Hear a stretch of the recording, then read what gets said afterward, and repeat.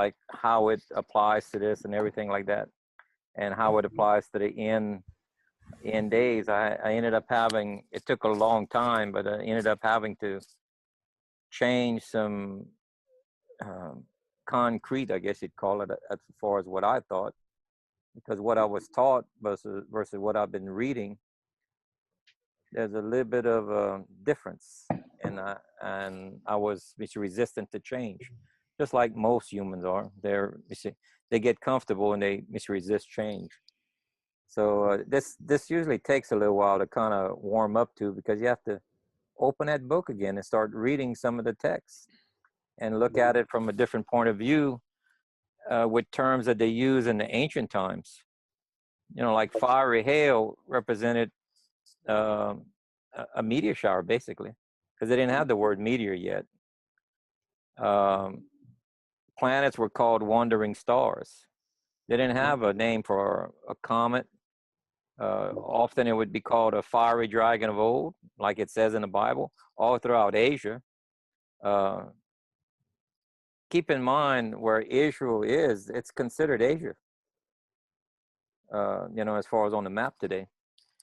And so going back to the ancient terms gives us a viewpoint of the writer and what he's trying to convey. Just like today, if someone was to dig up a email from a younger person, and it says, well, he just got a car and it's bad. Well, just about 25 years ago, if we would have read that, it meant it was a piece of junk, where today it means exactly the opposite. So things at different periods of time, you have to do a little research on these words to keep it in context with our modern words. And that can lead us astray in different ways. So is there any particular questions that y'all may have, or? I have one. Oh. Okay, great, Claude. I just wanted to say we really appreciate, Gill, you coming on and being available to answer our questions and everything. And I thank everybody for joining. We decided to keep it quaint this time, just to see how this forum goes. And if you all do not mind, I am recording it because I want to remember the answers to the questions. So we have prayed before we started already, and I just thank each and every one of you for joining. And yes, Claude, you're on. Oh, jeez. Okay. My question was about Gill's video. Okay, was on your video library. Okay, was on the TED Talk. Okay, whereas the fellow was talking about the magnetic field being weaker around the equator. Okay, Around the what? the equator. Okay.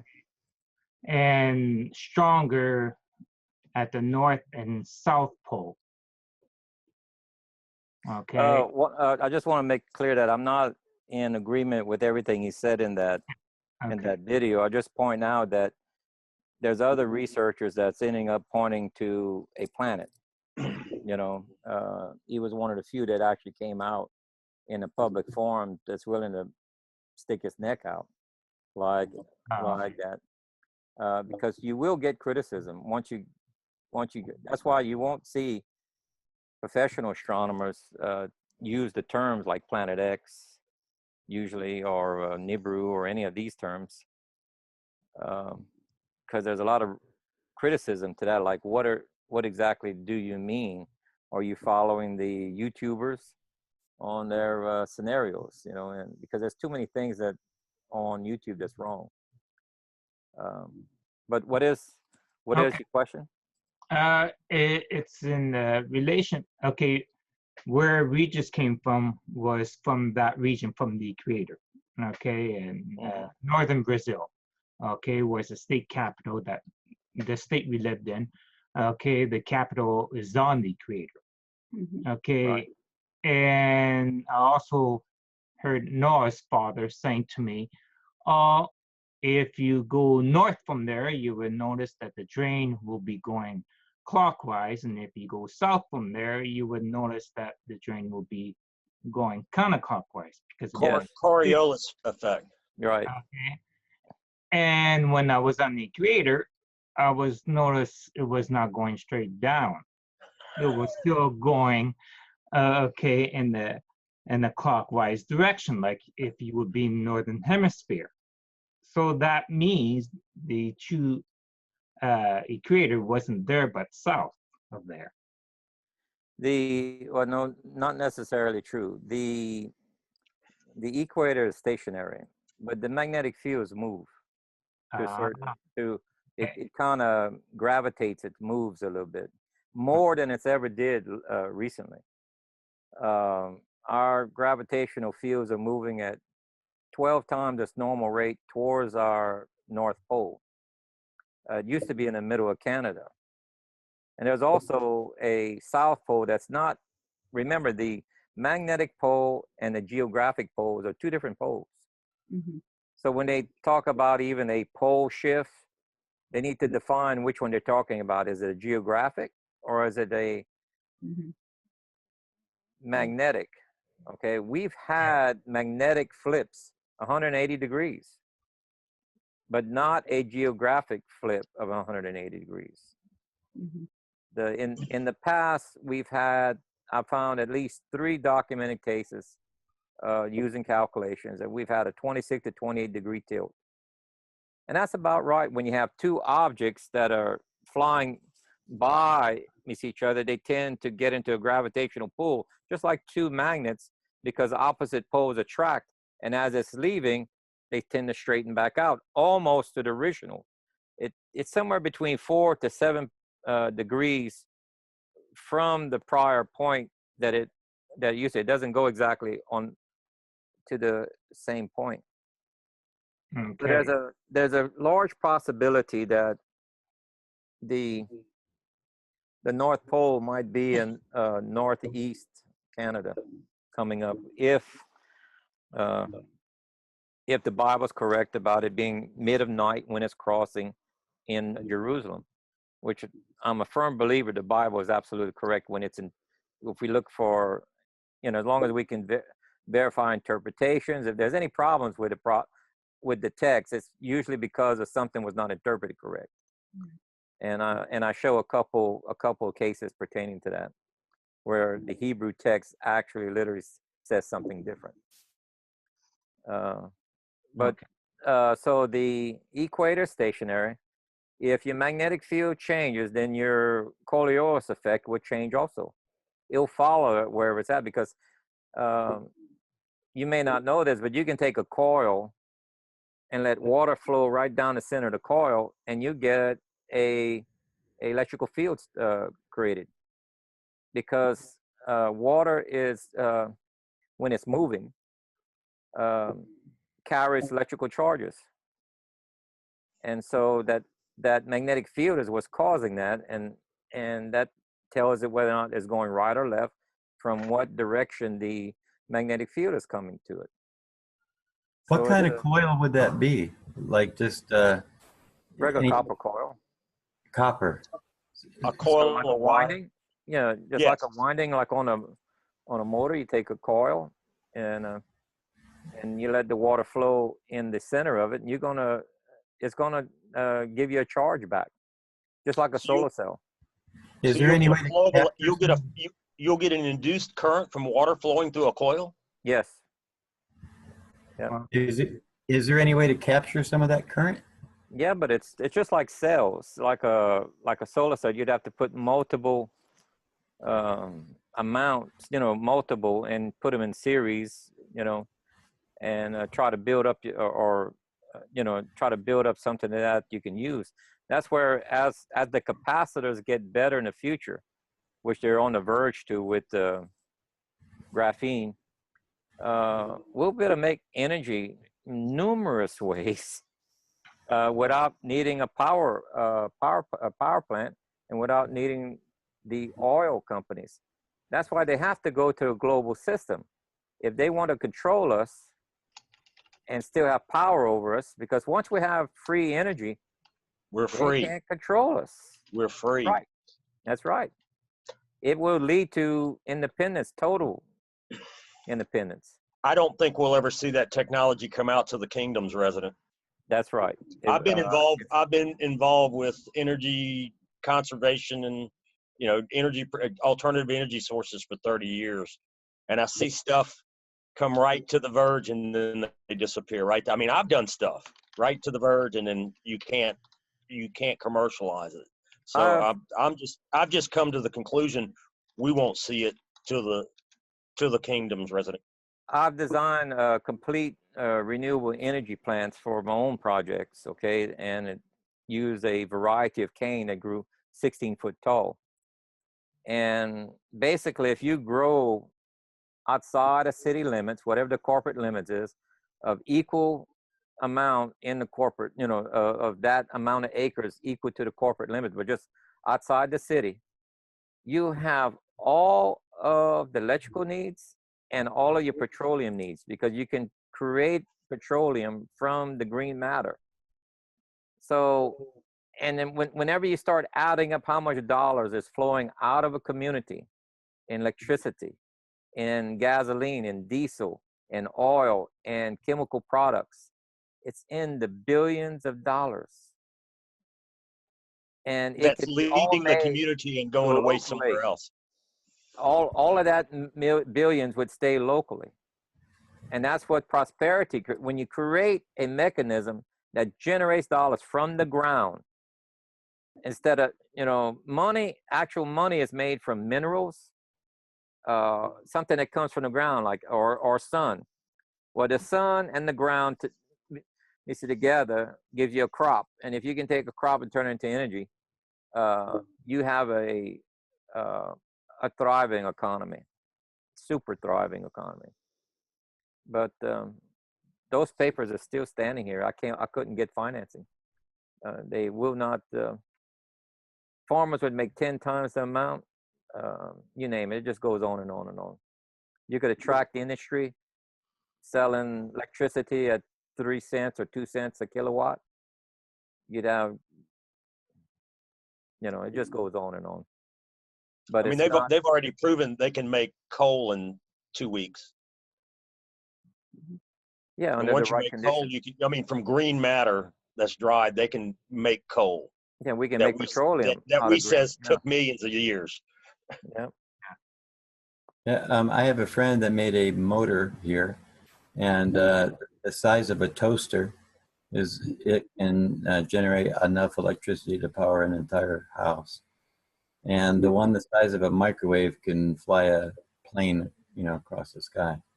And I'm like, well, what's keeping you from manufacturing? He's like, what do you think? You know, and money. Yeah, they would wipe his DNA off of the planet. Yeah. Every person, his entire family tree would be wiped off the planet if he tries to go against. Yeah, and it runs off of what appears to be nothing. I mean. Oh, there's plenty of energy around you. They're just sitting there to be tapped in a form It's of plasma. coming from the sun. Right. It's being captured by the magnetic field of the Earth. Right. I have a question. I had noticed that you had pointed out how this anomaly that goes through this rotation has come around several times around the same times as other what's the word I'm looking for, issues like the Tower of Babel and Sodom and Gomorrah and what was that? There's another one or two that you mentioned. The flood, Job. Yeah, the flood. Hezekiah, All that. Joshua's long day. So yeah, these 14. There's 14 events that are documented in the events in the Bible, not accounts. There's more than 14 accounts. Some of the prophets are talking about a future event, and they'll even make comments that's talking about this planet. And you had mentioned that this anomaly that did this could be this planet X thing, and I'm wondering, can that work? Can that coincide with the idea of the firmament, with the flat Earth idea? Flat Earth is not valid at all. You can just, if you just observe the shadows on the moon, and they're claiming the way the sun goes around, orbiting around our northern axis or whatever, from the center. Well, where is the moon orbiting? And when does it cause an eclipse? And how does it cause a shadow the same way? It doesn't remember what science is. Science is not a theory. It's what you can observe is science. A theory is what you postulate of something that you can't prove. But science is when a theory becomes fact by observation. This is junk science. Repeatable observation. Right, repeatable observation. And one of the things that you can prove that the Earth is not flat is by observing the shadow on the moon and the eclipse. Between those two, you can't, the Earth is not flat. Okay, so this anomaly as it moves around wouldn't be possible to rotate in a firmament type situation, because I'm looking at the firmament as being the idea of where these anomalies would take place, however it is that they rotate. I'm not quite sure how you just, okay, firmament, just like the way the Bible was saying there's three heavens. First heaven is where the birds fly. Second heaven is where planets and stars dwell, which is, our space. Okay? That firmament, yeah. Mm-hmm. And the third heaven is where the Father lives only, which is another dimension. Right. Okay. Now there's another, remember, there's the firmament that was above the clouds, which is where the water was. Right. Okay. It didn't have to be in space. It could be on the edge between the two. Yeah. And that's the way I understood it. It was a layer in our atmosphere. Right. Yeah. It had to be. It had to be within our atmosphere for it to cause the flood. If it had been in space, then water would have went outward, not inward.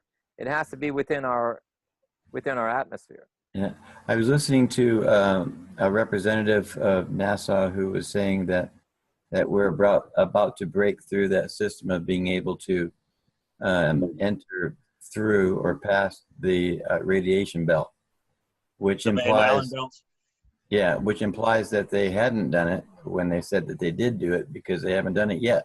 That's why the Russians didn't. That was the reason the Russians said they didn't send men to the moon. They said they could not put enough lead or water on the spacecraft to protect their astronauts and get them back alive from the radiation belt. By going through the Van Allen belts. Yeah, or Van Allen belt. Yeah, and so I'm under the impression that this celestial stuff that we see, how is it that we see it if we can't get something past it into it to see it? Well, I would beg to differ on that part right there to a certain extent. I had a lengthy conversation with a retired senior NASA engineer. He was there during the NASA projects. He also worked for the Office of Naval Research, and he was one of the head designers and engineers that developed the Lucifer telescope. The instrument, not the telescope. Oh, right. The telescope is just called a telescope, but the instrument package, which is the infrared package, he was one of the chief designers. He first built two smaller units that went to a regular telescope that was for Harrington, and this lady with enough titles that I can't even start to mention. This guy's memory was also very phenomenal. Keep in mind, I worked with senior engineers almost all of my life. So when someone says that they're senior engineers, my flags kind of go up, and I'm listening for an error or their terminology, or the level comes across in a conversation. They either are, or they're not, or they're faking it. Well, I had a 45-minute conversation. I can tell you clearly on the terms that he was using that was fluid with his, this man was a senior engineer with, you know, of a level that he was talking about. And so I said, after I got to know him, I asked him, I said, I got 2 questions for you. He says, okay. He says, shoot. And I figured he figured out what I was going to ask him. I said, how did we get past the Van Allen belt? He says, we have a particular coating that absorbs the radiation that's still secret today. Well, if it's secret, I can't talk about it beyond that. I said, okay. Said, second question. I said, why is the soil underneath the lunar lander not disturbed from the jet blast that could peel pavement? He says, those pictures are fake. That's done in a studio. He Same says, thing with no tracks behind the rover. The rover's just sitting there and no tracks coming to and from it. yeah. Right, right. So I said, so he says, but we did go to the moon. Yep, But I agree. the filming is in case there was any accident, whatever, or they could have died in the even if they would die on the moon, they could have faked the re-entry and still had won the moon. But he says, we did go to one. He says, private enterprise is never going to get a ship like the X planes and such to carry passengers to the opposite side of the moon. He said, he didn't tell me what was there. He says, they'll never get as far to be able to do space travel on the private sector. They will never reach the backside of the moon. And that's all he said. So you're seeing a lot of these experiments blowing up on the pad and different things like that. So I think the guy was credible, definitely, and I think he was straight up about it, and he had some pretty interesting answers. So, Okay, Gill, so- what do you think is on the other side of the moon? I think we've been having a base there for. See, the U.S. military has its own space program that's secret. They're the ones that put up a lot of the military satellites, you know, and they've been building a base on the backside. We have nuclear weapons and other weapons that are in space for quite a while. We don't need to launch an ICBM and let it travel for 15 minutes before it reaches the target. We can Drop it from the sky. exactly. Got it. Thank you. So Okay, so if I'm understanding you right, then this anomaly that happens, you know, every so often, which, you know, has marked out like these 14 plus events and all that, that's not something that would be observed in the what would be considered a firmament. Like the second heaven wouldn't be a firmament. What he had said before was his understanding and my understanding of the firmament was actually a layer within our atmosphere, which is not in space.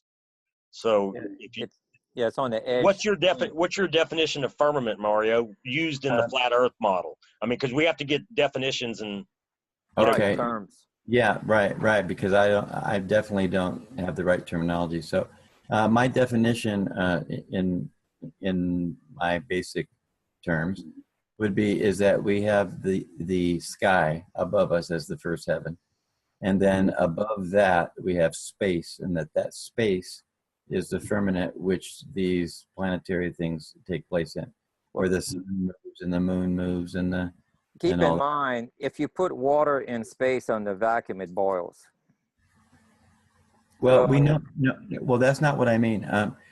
Because so the water cannot go very, very far out. Right. We have to answer his question about firmament using his understanding of the definition, which is the second heaven. Yeah, second heaven, because the firmament. Using your definition. Yeah, the water firmament that was broke, and the flood came, and for example, according to what was that one guy's name? They call him Mr. Dino or whatever. He said that dinosaurs became extinct at that time because Libby knows that guy's name. because their lungs were like our size, and they were, Ken Hovind. yeah, Ken Hovind, and so that would be the end of the water firmament per se, but that level above it where the sun and the moon and all that's what I'm referring to as the firmament. I think I've Or made it as, pretty well or as clear the about the dome, I flat. guess. Yeah, My- I think I made my stance on the flat Earth pretty well clear. Now, if we're talking about water, it can't be in space, not usable. Right, Not get as that. a barrier. It has to be within our atmosphere for it to still be usable Okay. as a barrier, the way that Bible describes it. Okay, so I won't use that word firmament. I guess what I'm asking is, could that space area be a dome or a covering over a Earth? Not, I look at it more like a sphere. I don't look at it as a dome. The new Jerusalem. I don't know if you've seen. I can show you a picture of that. Give me a moment here. Let's see, share screen. Let's see right here.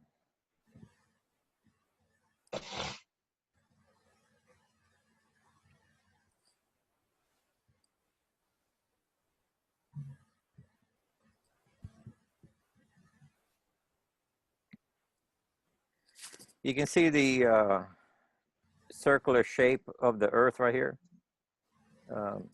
Yeah, yeah. Well, the actual bottom of this is not flat. It also has a curve to it, but it's flat when it's in space because of the pressure of holding an atmosphere takes the dome, the curvature out of it. Because if you walked in a flat area in space, it feels flat. But if you were to take that same flatness and put it against the Earth, okay, and it's 1,300 miles across, you feel as if you're walking downward into a hole. You would not feel, because gravity pulls towards the center of Earth. So for you to feel like you're not walking downhill, the bottom has to be curved. We call it stressed. And that's when they open the doors where there's no more pressure, or the pre-stress comes out to a perfect curve of the Earth, and it sets on Earth. It's only when they put back the pressure of 14.7 pounds to go into space does it flatten out again.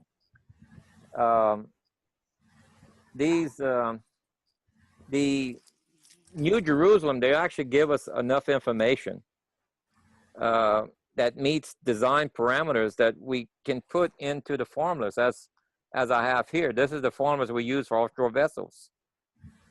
There's no way, since material science did not exist yet, they didn't know the tensile strength of steel, titanium, or diamonds to be able to get this correct. And this is the formula we use right here. And you have a wall that's 210 foot thick. If it's out of steel or titanium, it's not clear, because the next sentence says the wall was as clear as glass. Can you describe to us what you've got here, Gill? I know this is a representation of the New Jerusalem. Can you kind of explain this structure and where you got the text? What are we looking at here?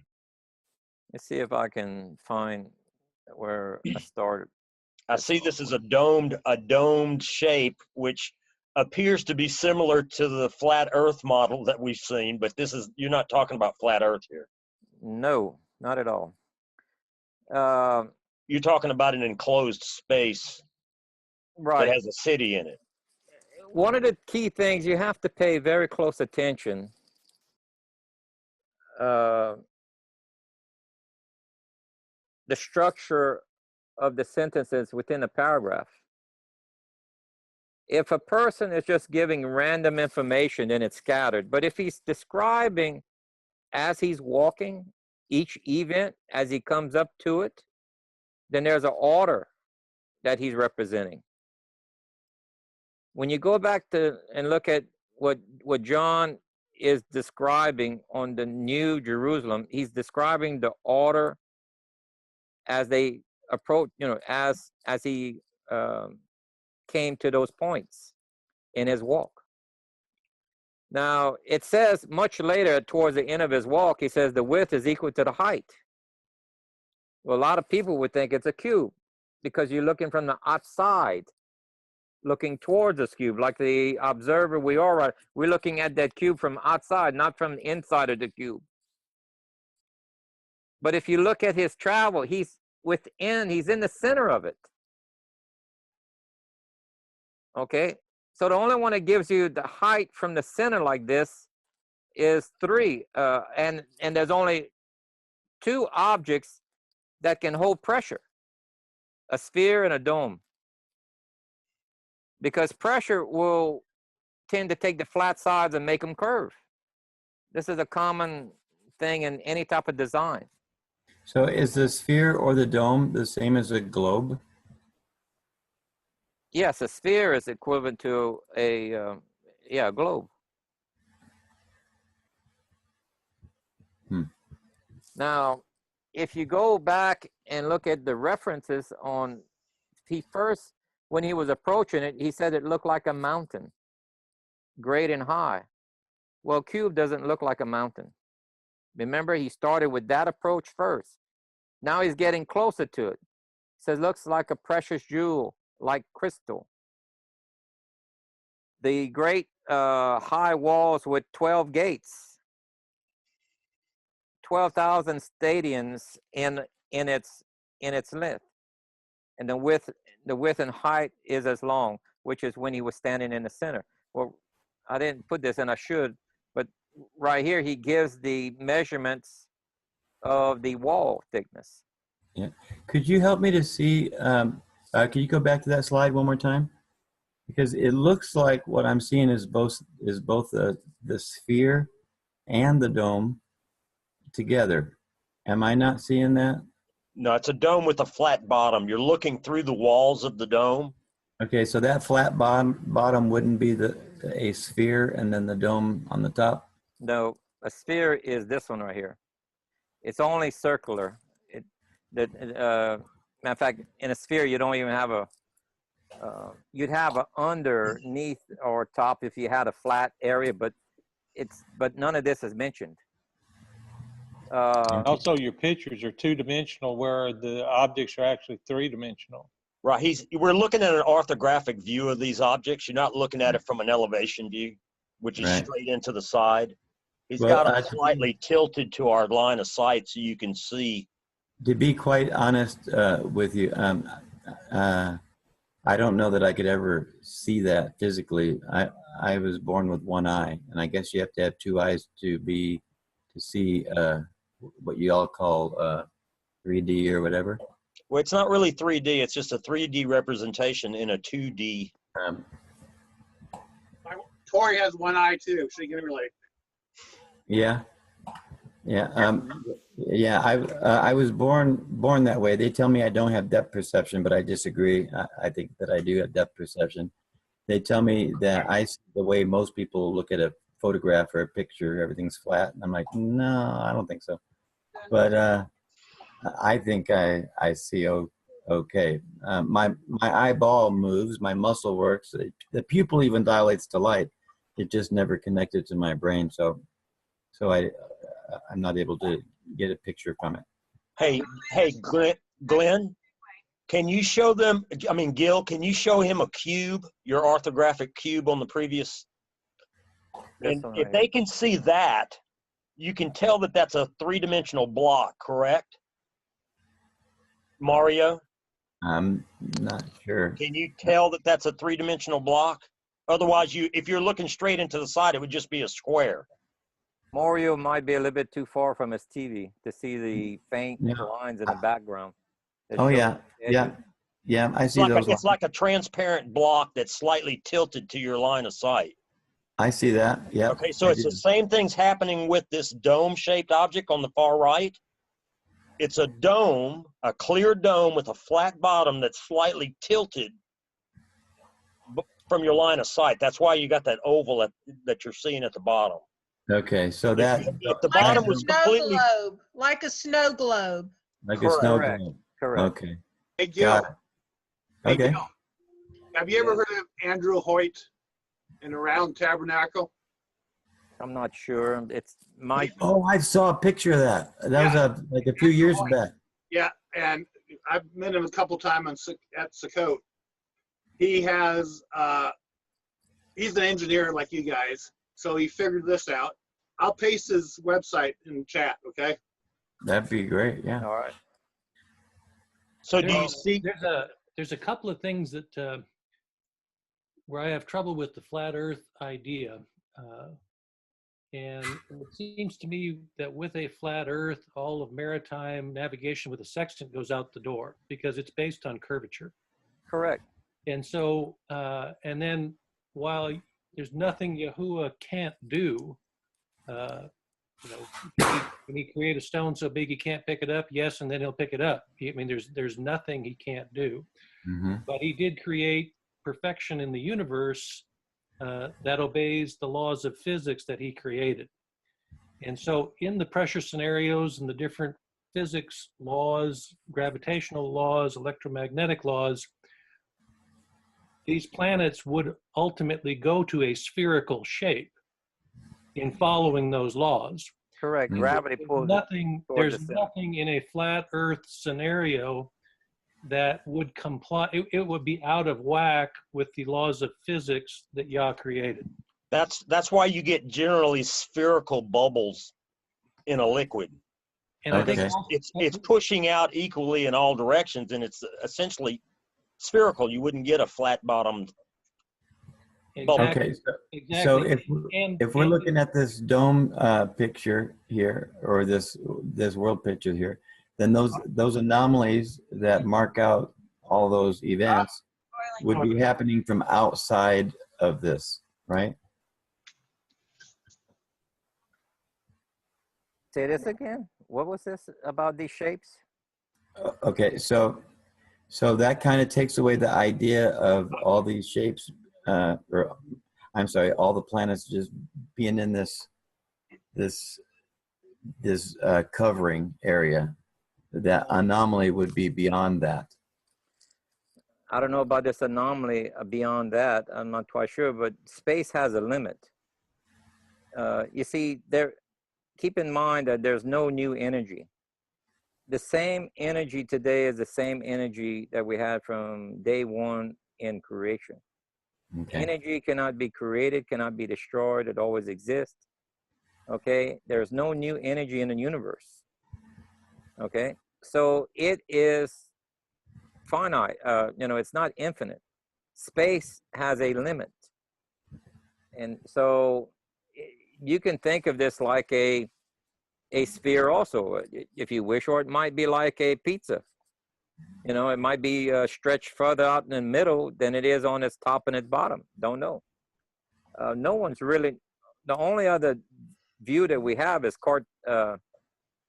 artists' representation of what they think the universe looks like, but no one's literally seen it. They're using the laws of physics to help try to project these drawings, but it's probably, we're just a dot in the Almighty's memory bank, and that's it. We're in the overall. I mean, how the Bible says that we're the center of the universe. That's literal. Okay, not in the sense that it's the center like of a circle or center of a sphere, but it's in the sense that everything in this universe was created for the purpose of our lives right here, for us to interact. So you're saying the center of the Maker's attention? That's right. Apple of his eye. That's right, and that's literal, because keep in mind, the Father he's not male, he's not female, he's not human, he has no form, he's 7 spirits. Well, the word spirit in Hebrew can also mean energy. before anything can be created, what did you have to have exist? Energy. Energy cannot be created, cannot die, cannot, it's always existed. That's energy. That is describing the Father. We have only one substance in this universe that's eternal. That's energy. And there's only a finite amount of it. There's no more. There's no extra being created. Energy can change form only, go from one form to another, but there's no new energy. And then one energy affects something else. All matter, Einstein says, matter like on a periodic table, which is what our body is made out of. That's what everything around us is made out of, is the elements that's on a periodic table. He says matter is just light changed to a frequency that we can observe. Now that tells you right there that our body, with our senses of smell, touch, feel, love, and all these other, everything else he gave us, is to interact specifically to that matter of energy that he created. We are the center of the universe on his creation level. This is not an accident. You can't have this level of precision and make me believe that it's an accident, that energy in engineering is basically dumb, let's say. It doesn't, it just lies there. It doesn't go forward. This energy that I'm talking about of the creator is omnipotent, all-knowing. It had to go forward to create something, because the universe is degrading. It's losing everything is slowing down in the universe. It's losing, it's changing form. Energy is leaving it. So who initiated, how do you get energy to initiate forward movement or forward thought? Or organization. That's right. And get it level and get it correct all the way across this universe, for the sun to work, for a planet to rotate, for the magnetic field, for the atmosphere, for the microbes, for our body. You know very well if something's out of whack in your body, you're paying a price for it. Right. Instantly, you're gonna feel there's an issue with your body if it's out of whack. How is it that you were perfectly tuned to that level? It's not. It can't be an accident. The math is way out there. Yeah, can't be an accident. That's for sure. I don't think we're an accident. That's for sure. Yeah. Remember where the Father says he knew you before you were born? Mm-hmm. Remember when Yeshua said, the Father is in me as I am in the Father? Mm-hmm. And a few paragraphs later, he says, as you are. And he's talking to the crowd. The Father is in you and you in the Father. That the Father knew you before you were born as well, he's stating. Because listen to it. You're made of two levels of energy. The periodic table, which makes your body, all of the atoms that make your body, call it the hardware. Then there's the software, which is also energy. And he places that in there that makes the hardware work. That's the software that implements something to go into forward motion. Then he gives you consciousness on top of that. But to rule the consciousness, he gives you Torah. The laws to guide you in developing holy, righteous character. You're made completely in and out spiritually from the Father's energy. You're in one with him. The only thing that you can give back to the Father is, in other words, like when you feel happy, the Father feels your happiness. When you feel love, the Father feels your love back to him. Only thing that you can give back to him is good emotions. Thanks. You see? There's nothing that you can give him as a present in the physical realm that he didn't create, or that he's not of it, because it's his energy that's created the gold, the silver, the jewels. It's him.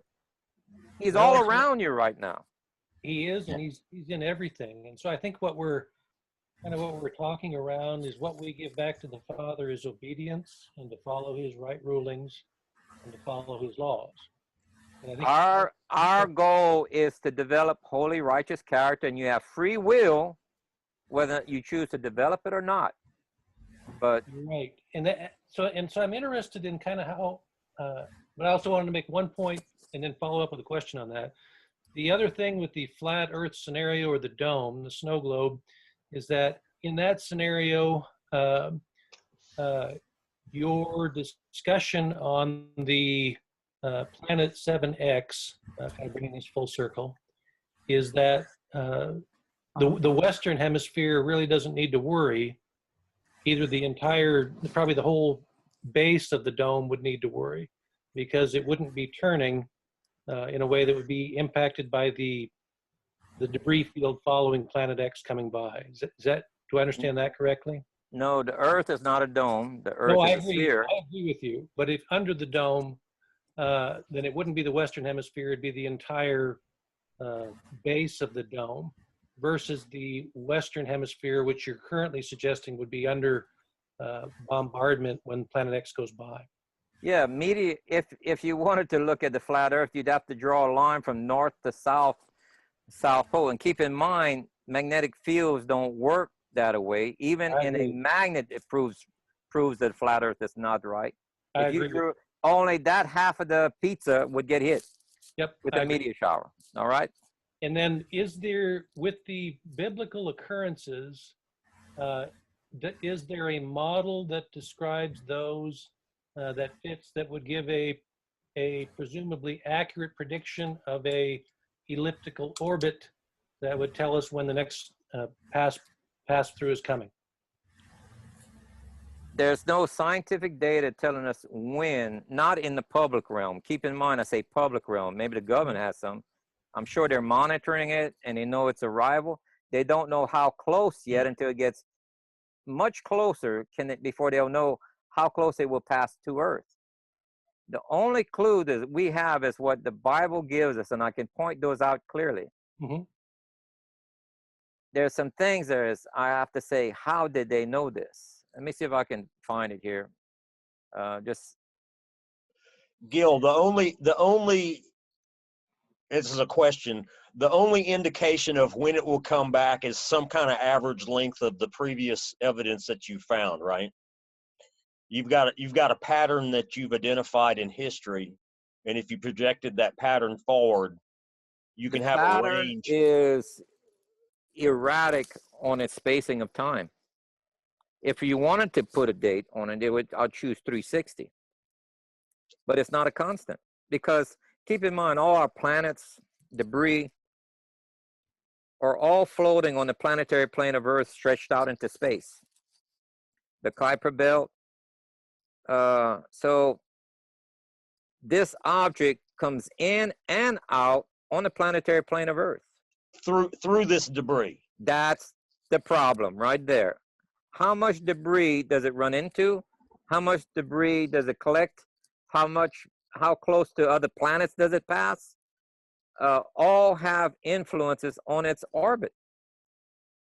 You see, if it's going back out and it collides with something like a moon or a large asteroid, it would take a short path and cross over and come back sooner, because it doesn't have the momentum to go into deep space. Right, you've slowed it down slightly. So on the way out, if it collides with something on the way out, it'll come back and have a return shorter.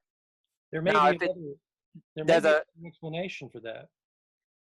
What's this? It seems to me that the universe is dynamic, and it's expanding, and it may be in those expansions, different gravitational pulls could also affect the orbit.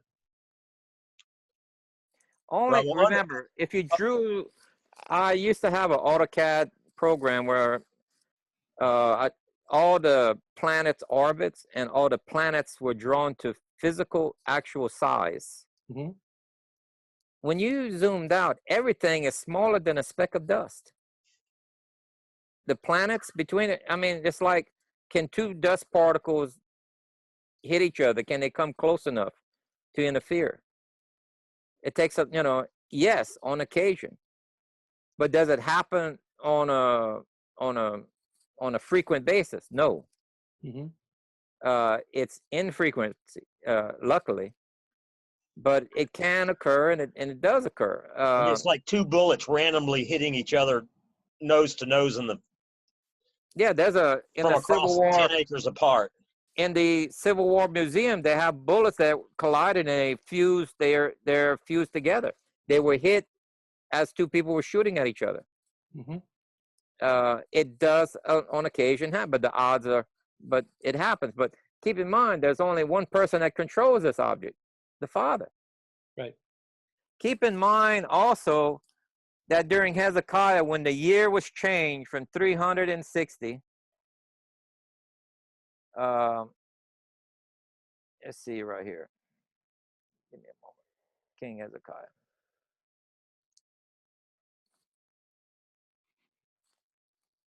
When the calendar year, now this is not just with the Hebrews. This was that documented in 7 or 8 other civilizations, minimum 7 or 8. Within the next 5 years from this event I'm showing right here, all civilizations globally change their calendar from 360 to 365 and a quarter day. Yeah, so he's Now, a worldwide Elohim. Uh, A worldwide Elohim. It's not just for one area. correct.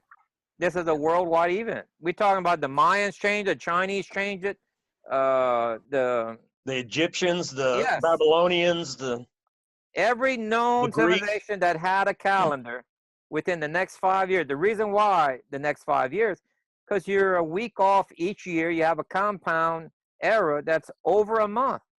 Now you miss your growing season. And if you miss your growing season, a city You could s- starve. you starve. So they had to change. And keep in mind, that's why you see these ancient observatories where they have these certain, either a stone post or a wooden post with an observation point where you knew when the equinoxes were. And you knew, okay, that meant winter is officially finished. It's possible for to have us a frost within the next 2 weeks after that. So once we go after 2 weeks, we can put seed in the ground. You see? It's basic science. And they knew it. The oldest observatory goes all the way back to Joseph, the time of Joseph, which is the Nebra disk. Well, it's basic science if you have an education. Well, if it depends on your survival, you're gonna get the smartest guy in the tribe said figure it out, and then lean on what he's saying.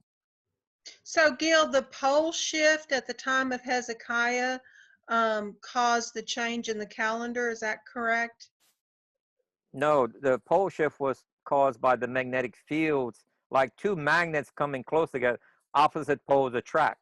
Okay. Okay, but prior to this, during the time of the Exodus, the planet Ceres, it had a head-on collision with Ceres. That created the asteroid belt. Between That, Mars and Jupiter. right, and that eliminated the magnetic field from that planet that compressed our magnetic trough. You see this gray area right here?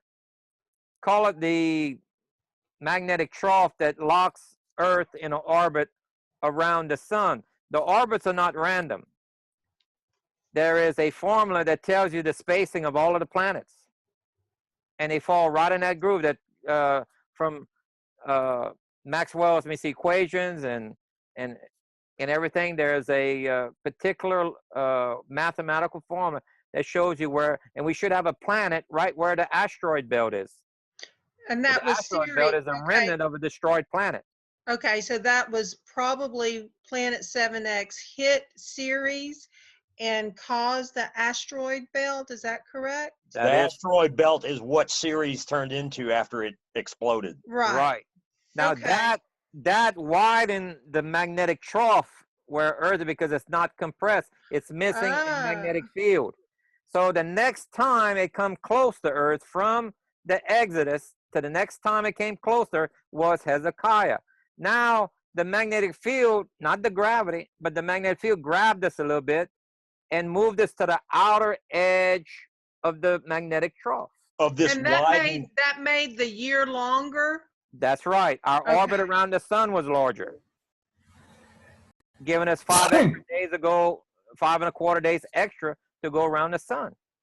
Okay, could you recap? So what was the biblical event that made that happen? Which one? The asteroid belt or Hezekiah? No, the first time where we left 360 and switched to 365. Was that? This happened right here during the Hezekiah's time. 700 BC approximately. 687 is the actual year. Now We it have was. the actual date, and I can show you the date because of this object right here. Now, 15 years was added to Hezekiah's life because he looked for that sign, that shadow. But what caused it? I mean, like we know that when Sodom and Gomorrah, something caused these things to come out of heaven. When we see the Tower of Babel, and it fall, there was something that caused Yah to choose to take that out. Is there any? Yes, there's a cause. Is there a wicked thing that we did right then that switched that? Well, I don't know. We could read history and find out, but I believe Hezekiah destroyed much of the high places of Baal worship. Was one of the things that he did. But what this is not an accident changing Earth's orbit. Right. Now, let me show you one other point right here to bring out. This is when the Hebrew calendar actually became a lunar calendar. Okay, and you can see this literally in let's see here, in Psalms. In Psalms, it shows you this.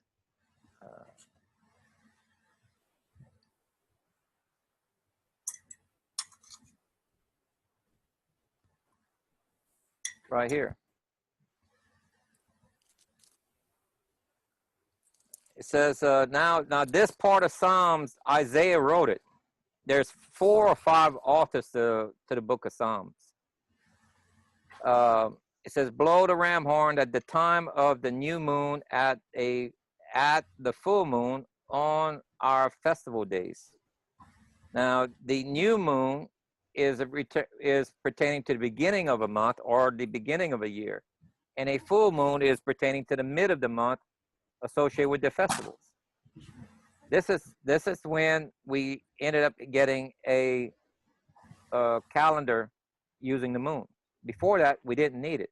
So what time period is this, Gill? 680. 683 around Hezekiah. 687.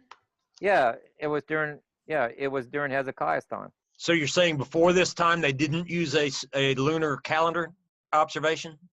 No, they used the regular. They didn't need it. You had 30-day months. When the equinox happened, they would check for the barley to be Aviv.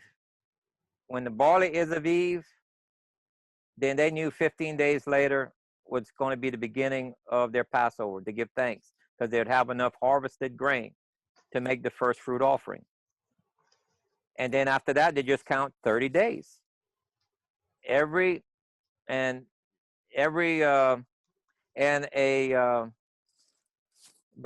after that point,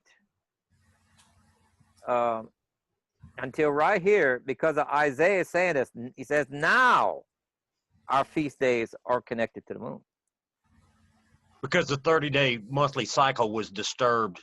Yeah, it's By this 365 increased and orbit. 1/4 days. You're gonna. That's why we have to have an 8-hour bed even added to that.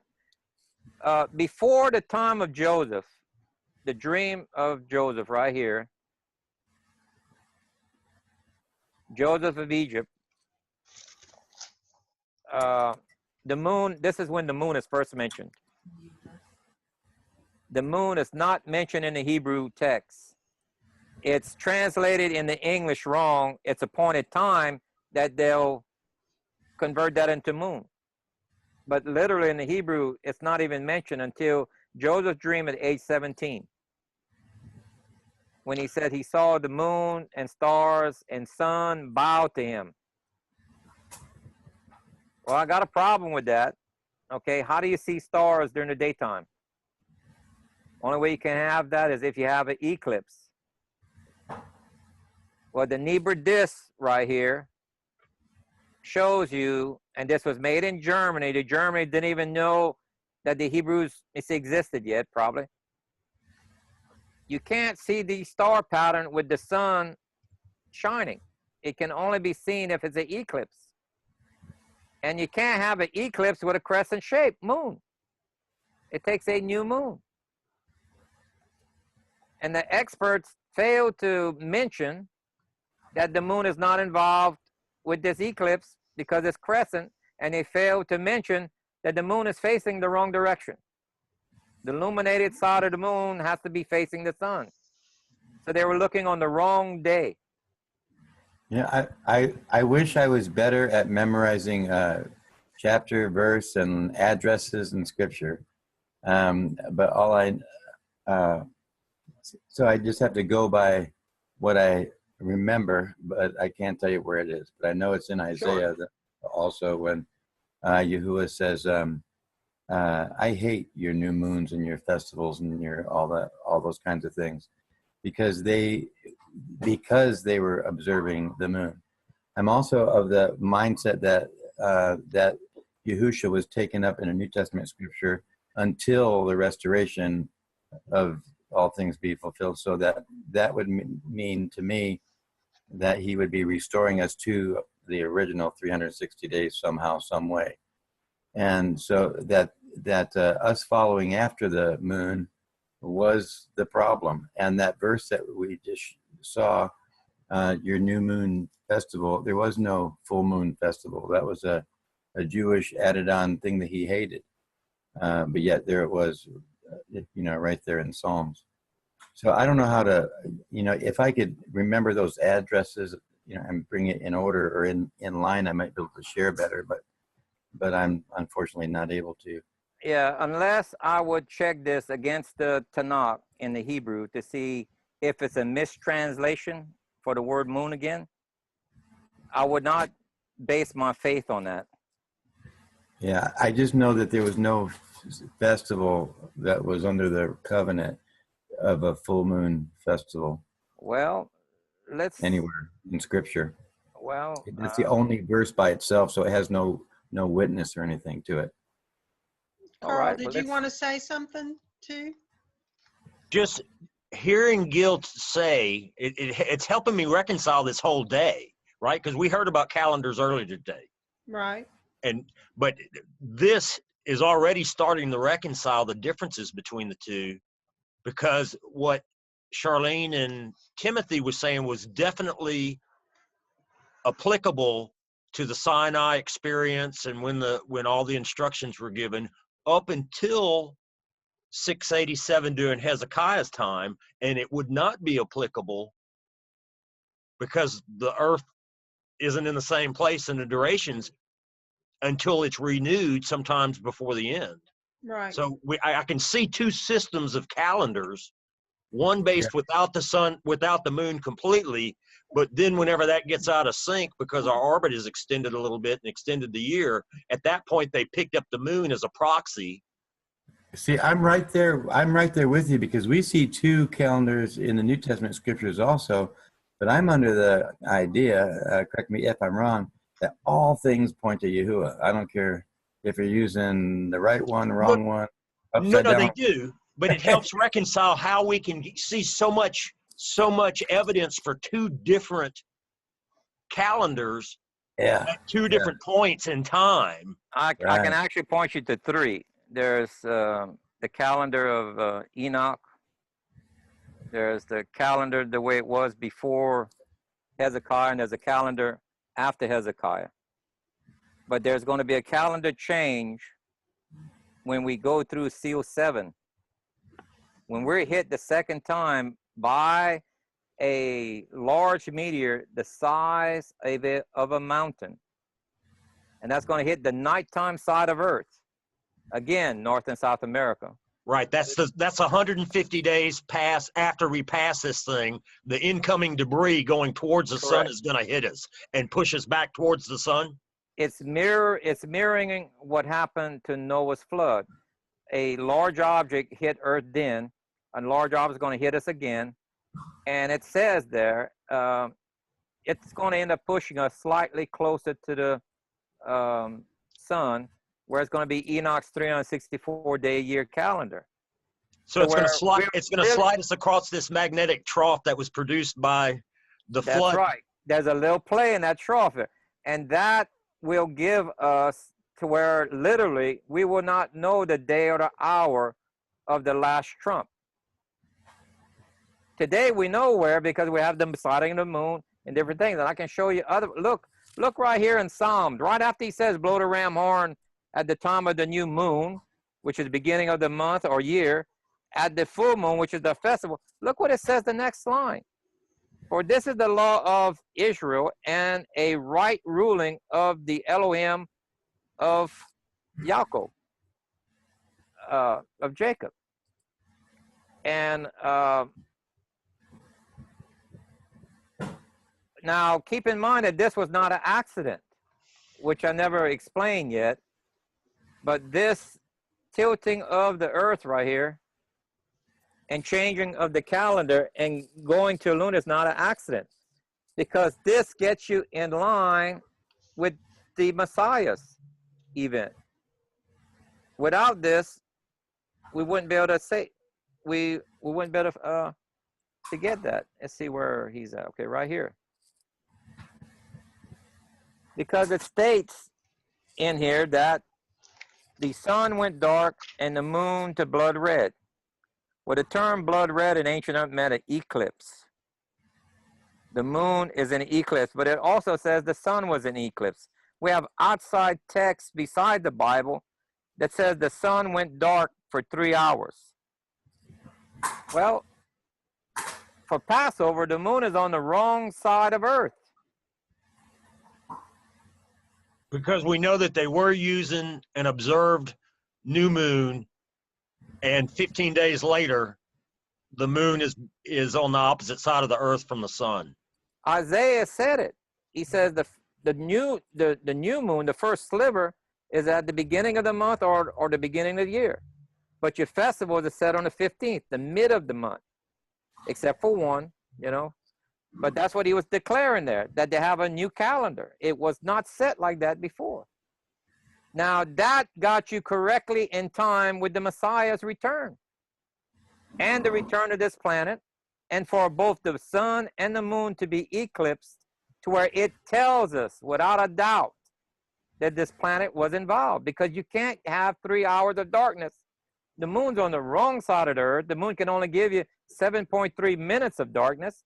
How do you get 3 hours of darkness?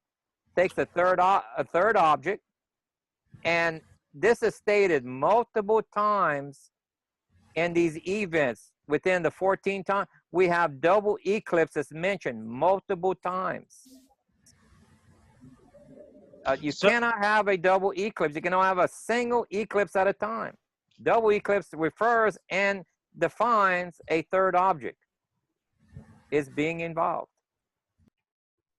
Carl, did you want to say something? Yeah. So are you saying the instructions to acknowledge the moon as part of the calendar happened during Isaiah's time? Yes, that's exactly what Isaiah is saying. That's exactly what it shows us globally, that all calendars were changed at that time. So how would you use a lunar calendar if you had 30 days a month? So that wasn't part of the instructions at Sinai. It was given later after our orbitage changed, and is that the only instance of that? Is that statement in that Psalms that you says Isaiah wrote? Is that the only instructions that we have concerning? After that, it's mentioned throughout the text. Oh, Remember, okay. there was another one that says where the merchants are complaining to the head rabbi, saying, when is it going to be the new moon so we can sell bad grain to the poor, cheat on the scales and everything else they normally do. So because, I don't they think just went through a Sabbath year and a Jubilee where they don't sell grain to the poor because the poor can freely go pick it on their own. That is defining a Sabbath and Jubilee year right there. And the new moon is the beginning of the year, it says right there. Well, that's what the yeah, merchants were. that was new month though, not Urach. It was Kodesh. So that one scripture, Gill, was Amos 8:5, and also I think on your previous slide you had the scripture possibly to Isaiah that you're speaking of. I think I saw it. What is Isaiah saying? What's it pertaining to? Well, I think it was just what you were saying, that Carl asked you, you based that on Isaiah's scripture, right, Carl? Well, he said that, this is my observation because I've got these two pieces of data in my mind at the same day. And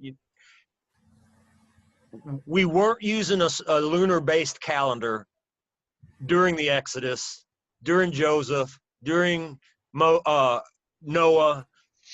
It was a 30-day, what was basically explained by Charlene and Timothy earlier today. But when this object came through for Exodus, it set up the opportunity to spreading this magnetic trough. It didn't move us, but it changed the dynamics of the trough so that when it came back multiple times later at around 700, which would have been 3 or 4 times later, in 678 or whatever that number is, it actually got close enough to us to nudge us in that trough, lengthen our orbit, and thus lengthen our year. And at that point, which was at the same time as Isaiah, if I understood right, Isaiah wrote something in the Psalms. He wrote part of the Psalm. There's 4 or 5 authors. Where he's instructing them by the authority of Elohim to acknowledge the new moon and the full moon, which would be the beginning of the months and the middle of the months and maybe the beginning of the year, because the calendar had changed. Remember, Hezekiah specifically asked for the sign for the shadow to go back. Right. 5 degrees. No, it wasn't degrees. You got to read the Hebrew. Steps. 10 steps. It had to go backwards, the shadow, and forwards. Well, guess what? A step is a standard measurement. Okay, we have specs today that we use. We keep the steps. Otherwise, the average person would trip. On them. Right. So using the known measurements and the angle of the shadow going through a window, because they didn't have lights yet, they needed lights to illuminate the steps in the morning and evening. Guess what? You get exactly 26 to 28 degree tilt. That's if it's, in other words, if this would have been like a sundial, like the English says, which the Hebrew does not say that meant your shadow had to go east to west. So, and change the rotational speed of our. Well, it would have had to stop first. And then reverse. Then go 10 degrees on the sundial, stop again, then it has to speed up 4 or 5 times faster. Right, to catch up. No delay in time. All of the oceans would have emptied out on the continents if that would have occurred. And that was the scripture I was talking about, Isaiah 38:8, what you're talking about. Yeah. Okay. All right. Now, if the tilt of the earth would have been north and south, Earth can still rotate, because it depends on what side of Earth. Let me show you. Right here, if the planet would have passed in front of Earth, like it has on certain occasions, you'd have a meteor shower. But if it passes behind, because Earth is moving, if you look at this arrow forward, like away from it, then there's no meteor shower, and Earth tilts 26 to 28 degrees, which is exactly what the Niebuhr disk gives us. The Niebuhr disk, let's see here.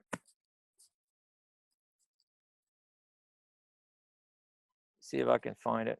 No, that's in Joseph. Joseph of Egypt had the Niebuhr disk, and I'll show you that one right here. I'm totally, I'm not totally getting it, but I'm, getting it more than I ever have before. I appreciate that. The only thing that I still am wrestling with is Isaiah's command to a full moon day. Well, let me show you where it also applies again. That is in the book of Revelation, that it actually mentions. Remember the moon is at the foot of Virgo. It says in Revelation. He's helping us find a date. Okay, let me find it here. Now, is that the moon at the foot of Virgo before or after we go back to a 360-day cycle? No, that's the modern day. Okay, current, 364. A lot of folks are saying that that's, evidence that the moon is broken, so to speak, that Virgo's standing on it, under the feet, and the sun is in her womb. So, well, let me give you, for instance, on why it's not broken and why it's so important. Remember, he said, for his people will know the day or the hour. Will know. There's two taking aways. One that we won't know and one that we will know. And there's one at the beginning of the Great Tribulation and there's one at the end of the Great Tribulation. But only one brings you to heaven. That's the last one, where all believers are lifted up and you go to heaven, which is the New Jerusalem. The first one, it says you're taken to the wilderness, and it's called the Greater Exodus. They're defined completely different because it says only a remnant will make it. Remnant does not mean all. Wilderness does not mean heaven. And Greater Exodus means you're going to the wilderness again. Now, it says the moon at the foot of Virgo. Remember where it says he would send 4 angels to stop the winds. All right? The winds are created by the rotation of the earth. You just described the earth stopping on its rotational spin, stopping on its axis.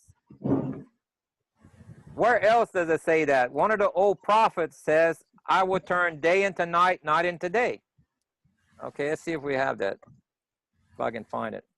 Nope.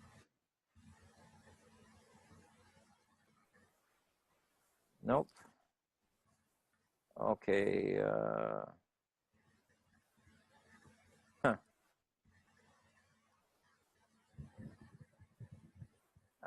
Don't have it, I guess. But it says, one of the old prophets says, in the end days, I will turn day into night, night into day. An eclipse can only give you darkness. It doesn't give you light. You cannot, an eclipse doesn't take night and turn it into day. It's the opposite of what he is describing, a 12-hour delay in the Earth's rotation, like it was in Joshua's long day. Joshua's long day, the Earth slowed down by 12 hours. That's literal, because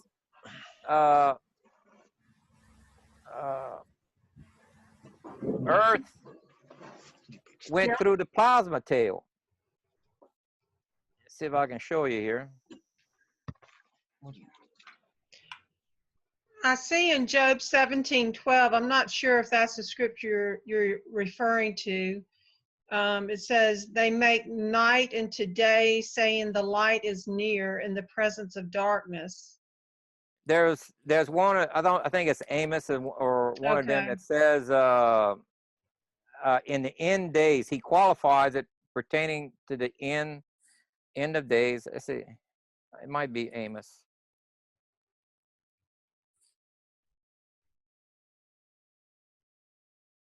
Yeah, right here. Amos 8 to 8:10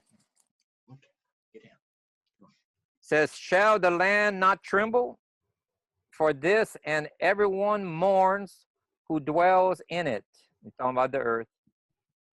And all of it shall swell like a river, heave and subside like the river of Egypt. He's talking about land tides as well as the water. Okay. The scripture states not to live on any of the coastlines worldwide during this time. You see, Where does it say that, Gil? there's another part somewhere. I don't have it with me, but it said if you look it up on the coastlines, it says no one shall live on the coastlines, and it didn't used to make sense to me, but he's pertaining to the end days, because when the whole earth is reeling, look, when the earth starts to stop, you're going to have waters on the coastline, probably 100 or so miles or more inland, maybe 200 miles inland, something like that. I would not want to live, and I live on the coastline. I would not be living on the coastline when it comes time for this. But look what else it says. And it shall be in that day, the day that Planet 7X arrives, that's going to be pertaining to Yeshua's return, declares the Master Yahovah, that I shall cause the sun to go down at noon, and shall darken the earth on a day of brightness. This is referring to a 12-hour delay, just like Joshua's long day. And shall turn your festival into mourning. Remember, it's going to be near a festival. And So all would your that be songs into restoration? lamentation, and bring sackcloth on all loins and baldness on every head, and shall make it like the morning of the only son, mourning for the only son, and it ends like a day of bitterness. Well, he already started that baldness part. Oh, right. But hey, it could this be that, okay, when Joshua told the sun and the moon to stand still, and then now this is a restoration of time, another 12-hour, which would bring it back to what it was supposed to be before whatever happened in Hezekiah's time. Is that? Let's take a look at it. That's an interesting thought. You know, is it going to reverse the spin change during Joshua's time and give it back, whichever direction, slowed down, sped up, whatever? Because that would be part of the restoration of all things, right? If you go read about Amos, yeah, but this is restoration. This sounds like this. This sounds like restoration is going to happen during a 1,000-year reign. But we lost a half a day at Joshua, and we're going to lose another half a day during the long night when this thing passes. So it means we'll have a whole day missing whenever that's finished. Whenever he recreates the earth at the end of the 1,000-year reign, when he recreates the earth, that's going to be just like Adam's time, with a canopy of water above. We'll have 3 times as much land, because the moon will be back, the crust of the moon will be back on earth where it needs to be. We're missing 71% of our crust. We only had lakes and seas. We didn't have oceans at the time during Noah's time. This will be a perfect earth then. Okay, but that's after the next 1,000-year reign. This next 1,000-year reign is for people to develop holy, righteous character. This is their last chance. And they're governed by the bride and the bridemaid who rules over the nations. That's what Elohim means, authority figures. These authority figures, the bride and the bridemaid, are ruling over the nation, teaching them righteous living, which is Torah. And the calendar and whatever else needs to be taught. The calendar, to me, is not an issue. And I can show you why. I just want to say something while you're looking for that.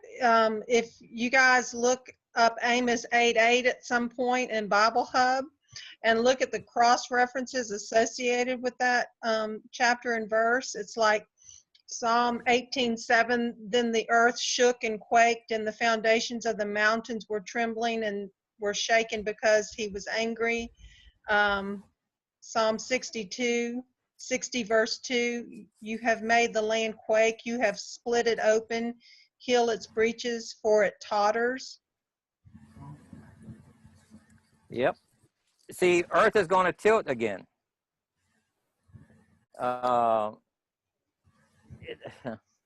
If I go through all of the details pertaining to this great, remember, Revelation, it says that this is going to be the worst event in all of Earth's history. Noah's flood is not the worst. The Great Tribulation, this event right here, when this planet comes by, is going to make it the worst. So, Gil, is earlier on one of your videos, you said that the place to be when all this is occurring is somewhere close to Israel, because that would be the least affected. Actually, to be exact, you need to be in Jerusalem. Zion means large gathering place, and it means basically all of Jerusalem. You have to, because you can't fit somewhere between 3 to 5 million people out of 7 billion people is only the remnant, and not all of that 5 million is going to make it, because there's the foolish brides. They don't make it. That's about 2.5 million. They have to go. They are thrown in jail for 10 days, and then when they refuse the mark of the beast, they get their heads cut off, and they have a special place in heaven for them. But the rest of the people, rest of the wise bridemaid and the bride, they're two separate groups. They make it to the place of safety. Now, let me show you why fussing over the calendar is mute if you understand this right here.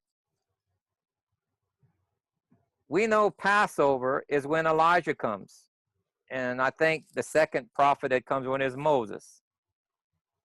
They show up on Passover. Now, keep in mind, this exact day is when all generators globally are turned off, because Earth is approaching too close to the plasma tail.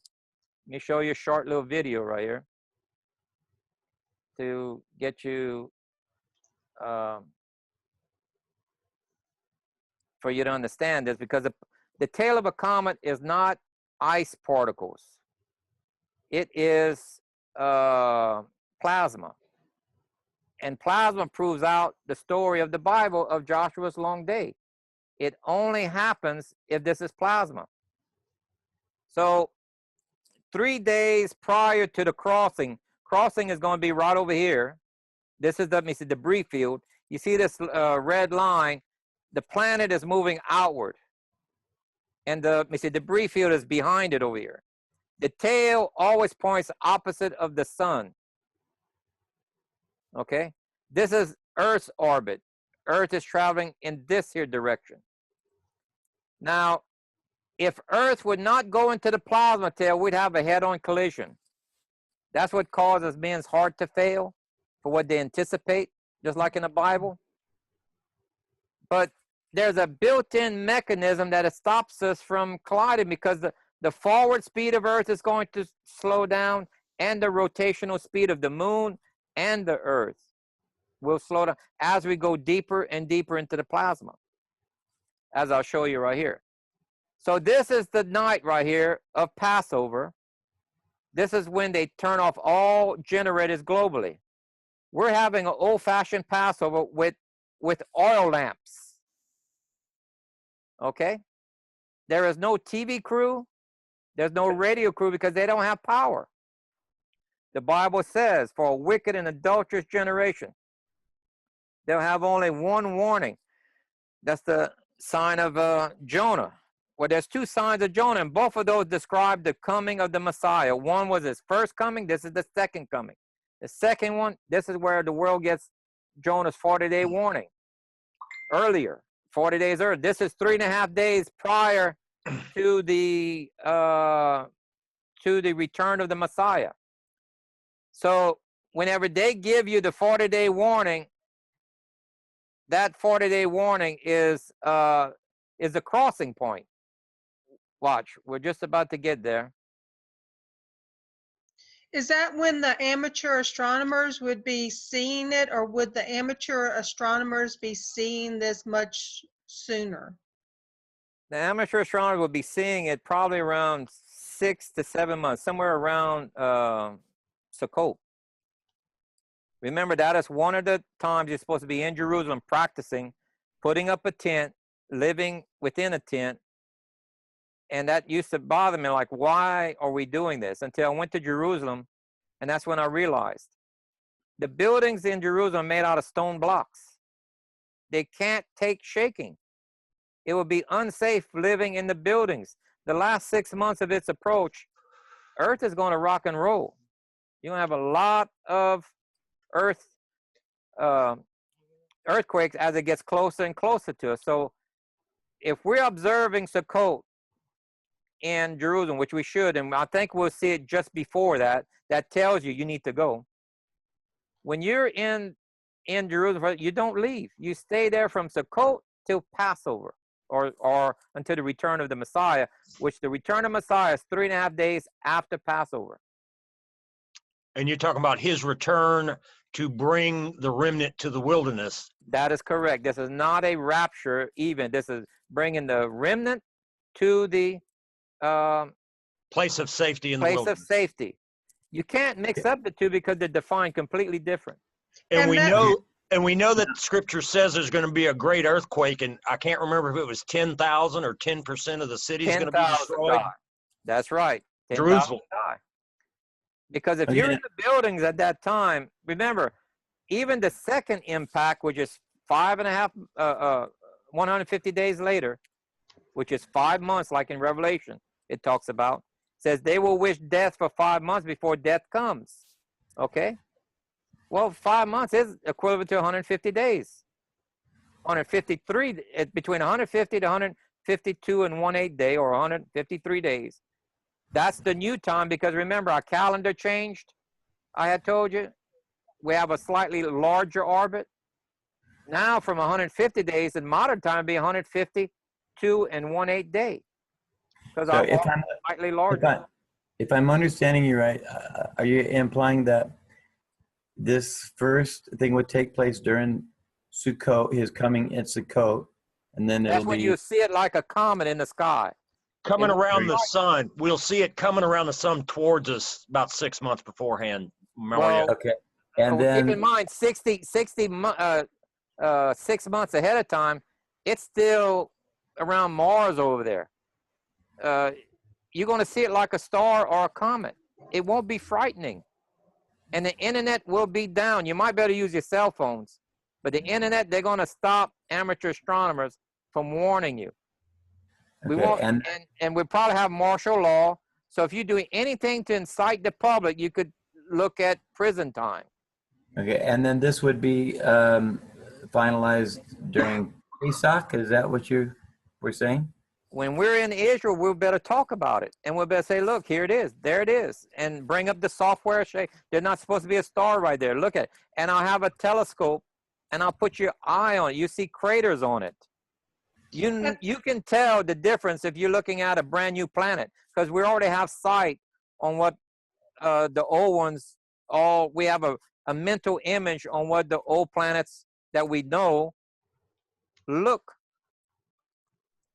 like. If I show you a brand new planet, you're going to know it's a brand new planet. There will be no doubting it, because with a 14-inch microscope, a telescope looking at a distance about Mars, you're going to see some pretty good detail.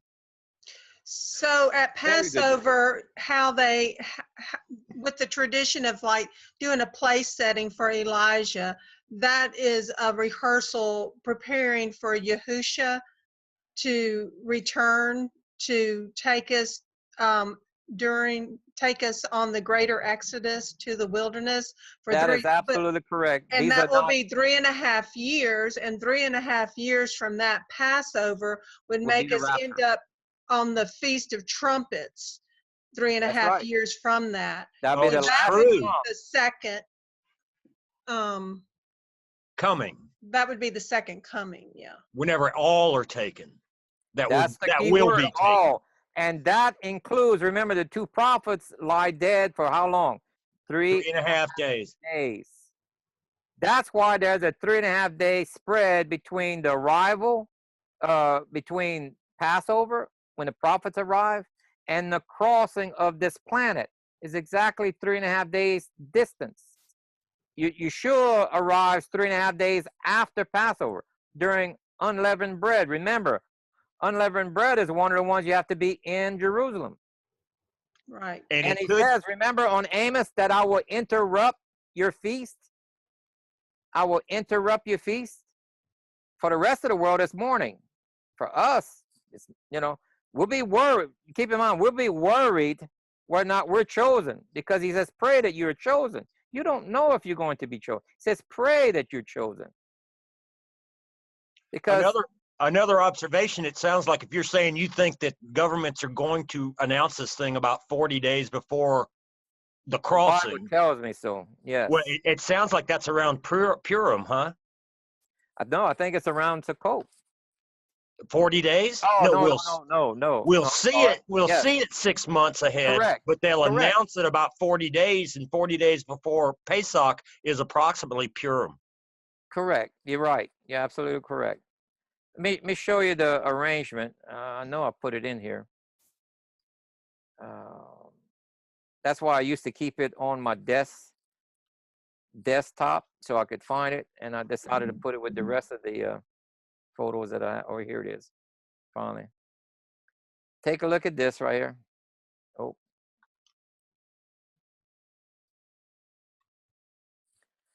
All right, this is Passover. Are y'all able to see my cursor? Yes. This is the night of Passover, not during the daytime, but the night of Passover, because that's when the generators are turned off globally. We're entering the plasma. For 3.5 days, there's no generators. Okay, so there's no news media or anything. How can, that used to, how could he come and pick up his bride and bridemaid without the world being aware of this? Right here. Because of the plasma tail of this comet, you can't. It's like an EMP wave. If you have anything on at this time, it'll fry it. So, and then this, remember the two prophets prophesize 1,260 days? Yes. Well, the root word for prophesize is to profess, to speak. If they're dead for 3.5 days, they can't speak. So how many days are there on earth? You have to add 3.5 to 1,260. That gives you the total span between Passover and the rapture on the last trump. And that's why there's a 3.5 days at the end. And remember, we're only in the wilderness 1,260 days. And we're taking 3.5 days after Passover. You see how it matches on the math? This is the day of crossing of the planet. That exact night when all the armies and the kings go underground. Well, there's no army on the border for us. If it's Petra we're going, which I don't know. Remember, we meet him in Jerusalem. You do not try, there's some people that tries to better his plan by meeting him in Jordan or Petra. You're a fool. You follow his instructions exactly the way he said, meet me in Jerusalem. And from right there is where he brings you like wings of eagles to the place of safety in the wilderness. And hey, that's the media blackout time, right then and there. Gill, where are we in the shadow of this thing? Because it's between us and the sun at some point in this diagram here.